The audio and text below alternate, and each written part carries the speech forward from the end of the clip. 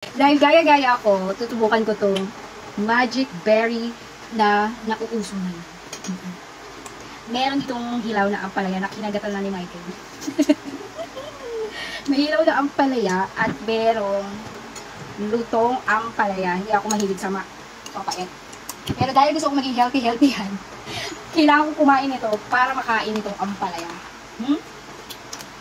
Sabi nito 30 minutes nga ito. So, dahil dito daw, makakakain ka ng healthy. At tulad ng ampalaya. Let's do this! Kaya natin ito. Isa. Wala na siyang buto. Ayan siya.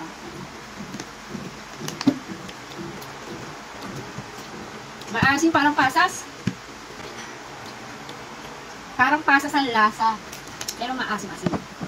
Kaya try na natin itong ampalaya. Baka mapait.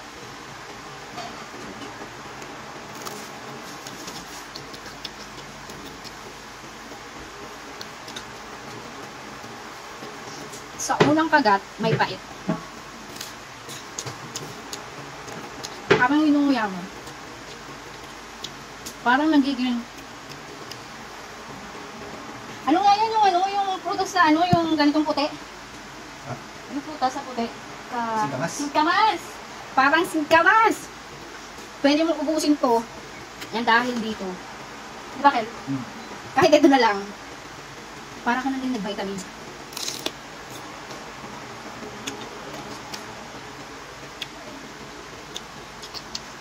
Hindi ko kaya kainin ito, pero nakain ko. Galing. Habang tumatagal, wala nang pait. Pero yung unang kagat, may pait. Ano na, naubos. Ngayon, tikman naman natin itong may gulay na ampalaya.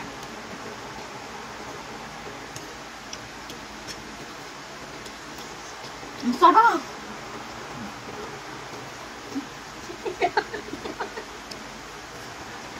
Ang OA, pero wala talagang pait.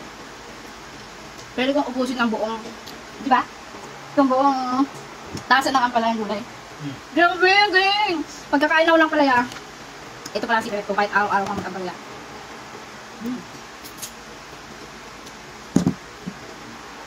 Try naman natin yung kalamansi.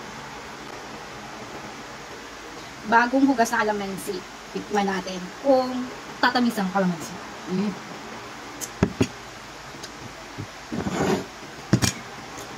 Ayan.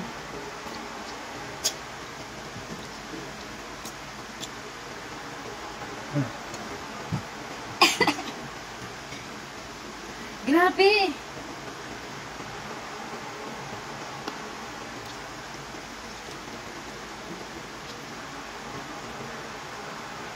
Walang kaasim-asim. Parang kumakain ng dalandan. Alam ko na. Since 30 minutes ang effect niya, kumain ka na ng mga healthy na gulay kung hindi ka mahilig sa gulay. Nagiging mas masarap. Tapos, para complete ang iyong vitamins and minerals, kumain ka na rin ng kalamansi.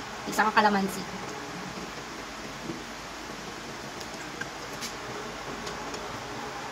Parang dalandan.